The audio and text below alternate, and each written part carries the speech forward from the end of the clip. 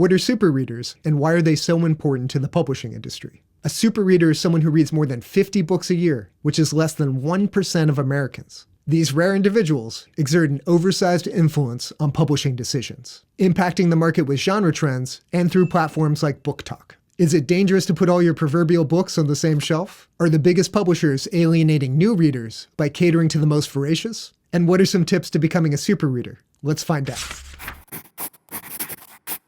There was a passage in my favorite article from last video that caught my attention. Americans read an average of 14 books per year, likely pulled up by the number of rare super readers taking down dozens of books, but a median of just 5 books per year. Super reader isn't a term I'd seen much. It kinda calls to mind a really useless superhero power. D&D happens to have an optional warlock feature called Eyes of the Roomkeeper, which allows the character to read all writing, regardless if they know the language. That skill would actually be incredibly useful. Otherwise, what would the term mean? Someone who's hyper-literate? They can read faster, retain more knowledge? It turns out it just means you read a lot, exceptionally more than nearly everyone else. And it makes sense that the publishing industry would care about them because, as this National Endowment for the Arts survey showed, only 51.9% of Americans even read a book a year. That portion of the population has gone down over the years as well, so those that read a lot become even more valuable.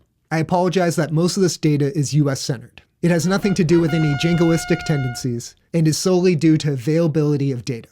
As you can see in this chart, global sales look pretty strong. So the decline in people who read is offset by those who read more. Another big change is that fiction is selling more than nonfiction. This is why I emphasize genre works in the intro. Super readers tear through those. This article by Jill O'Neill digs into some of the details. Reading 5 books puts you in the top 33%. Those of us who read more than 50 books are the true 1%ers. Which makes sense given that the median amount of books read is about 5 per year. Suddenly I wondered, how many books have I read in the past year? Do I qualify as a super reader? Since September of 2024, I've read 28 ebooks. I started but did not finish 3, 2 physical books. I did not finish 1.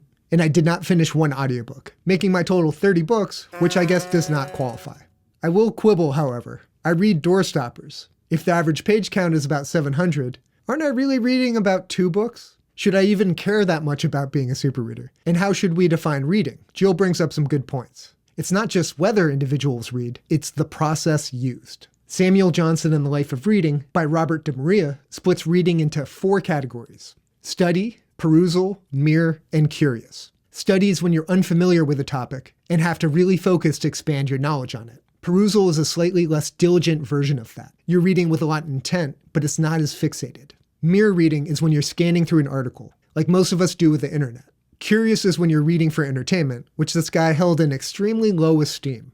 I'm going to disagree with him on this order. I think you can deeply immerse yourself in fiction, really paying attention to the characters, the plot, and the craft of the author. Some other dilemmas are, what if you're rereading the same book, or only returning to specific passages? How do you categorize that? All that only leads to snobbery and gatekeeping, like with the Samuel Johnson guy. Ultimately, I really appreciate Jill's take. What's more important, the number of books read by an individual in a specific time frame, or the depth of attention paid in absorbing the author's message or the book's content?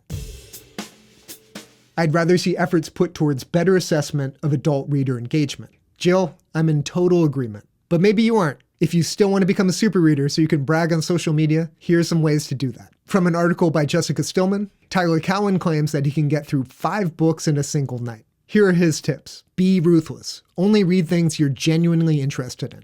Go ahead and skim. This is mostly true for nonfiction, but if you're familiar with a topic, you can skip those parts. Read to solve problems. This connects back to the first tip. If there's something that engages your curiosity, you'll probably be more invested. Read in clusters. Find several books that share something in common and read them all at once. Personally, I avoid this, especially with fiction. I want to be very immersed in the characters and story. I could see juggling a nonfiction book alongside a fantasy doorstopper, but I prefer to focus on one book at a time. Read fiction. This is self-explanatory. I think you'll find that people who read a lot tend to prioritize specific genres like mystery, romance, fantasy, science fiction, anything like that. Read books about topics you know nothing about. That totally makes sense to me. If you're reading a lot, you're probably going to run out of things that you want to read and will need recommendations. Branching out makes that a lot easier. And finally, have fun. Thanks, Tyler.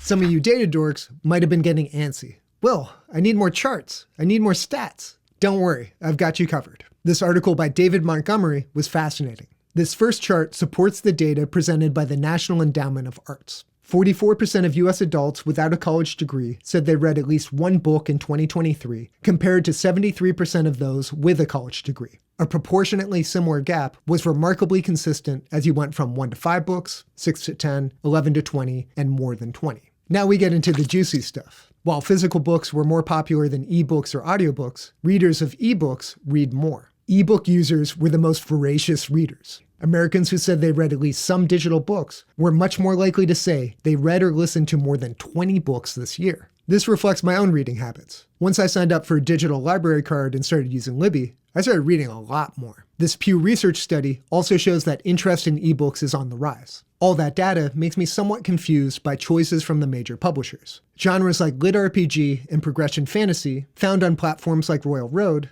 are hugely popular with young male readers who love ebooks. Isn't that a demographic you'd want to tap into? Largely, there seems to be little interest from major publishers. This genre chart in David's article was also fascinating. Women read far more mystery and crime, while men apparently really love history. Literary fiction, religion and spirituality, short stories, crafts, hobbies, and home, and poetry all had the smallest gender divide. Romance and science fiction are other examples of male and female-dominated genres, respectively. And finally, a great chart confirming what was said about reading habits earlier. Like any good study, David does not skimp on sharing his methodology. Respondents were selected from YouGov's opt-in panel using sample matching. A random sample stratified by gender, age, race, education, geographic region, and voter registration was selected from the 2019 American Community Survey. The sample was weighed according to gender, age, race, education, 2020 election turnout, and presidential vote, baseline party identification, and current voter registration status. Demographic weighting targets come from the 2019 American Community Survey. Baseline party identification is the recipient's most recent answer given prior to November 1st, 2022, and is weighted to the estimated distribution at that time. 33% Democratic, 31% Republican. The margin for error for the overall sample is approximately 3.5%. Great work, David. One of the dangers for ignoring the majority of readers in favor of these super readers is what happens when they stop reading as well. This article by Jeffrey M. Jones gets into that. On top of fewer people in general reading, those that do are also reading fewer books. The drop is fueled by a decline in the percentage of Americans reading more than 10 books in the past year. Currently, 27% report that they read more than 10 books, down 8 percentage points since 2016. That's lower than every prior measure by at least 4 points. This chart shows some counterintuitive trends. The decline is greater among subgroups that tended to be more avid readers, particularly college graduates, but also women and older Americans. College graduates read an average of about 6 fewer books in 2021 than they did between 2002 and 2016. Women used to read almost twice as many books as men, but that number has decreased dramatically, while the amount read by men has barely changed. There's also been a pretty severe drop-off for Americans older than 55 of about 4 books per year. All these trends make the claims in many of the articles I went over in the last video seem all the more asinine. This chart clearly shows that declines in readership are not coming from ignorant young men. I think it's a huge mistake for the media to misplace the blame, and I can't help but feel like the publishing industry has used those articles to justify their business decisions. While recent revenue seems pretty encouraging and positive, if something doesn't change, it's all going to fall off a cliff. So where does that leave us? Is it all doom and gloom? Absolutely not. The publishing industry just needs to adapt. Currently, I think there's too much focus on the short term. The long-term health of the industry is far more important. I think you can compare this situation to superhero movies. In respect to super readers, I think excessively catering to them is like finding the nerdiest of comic book fans and designing your movies based on their opinions. That may not reflect the audience at large. The good news for the publishing industry is there's a lot of underserved markets. You could find ways to make books more appealing to those without college degrees, leverage the interest in emerging male-focused genres like lit RPG and progression fantasy to capitalize on an influx of new sales, and given the overall trends, cater less to super readers. I think that strategy has contributed to losing shares among those who were historically avid readers. Also, generally, I think there's been a slow embrace of new technology. I think you could foster microfiction for people's commutes, create gamified books where there's some element of video game-like interactivity, as opposed to games that have much more of a story focus. The video game industry has adapted. Why hasn't the publishing world? All in all, I see a lot of opportunity, and I hope the publishing industry finds ways to connect to new readers.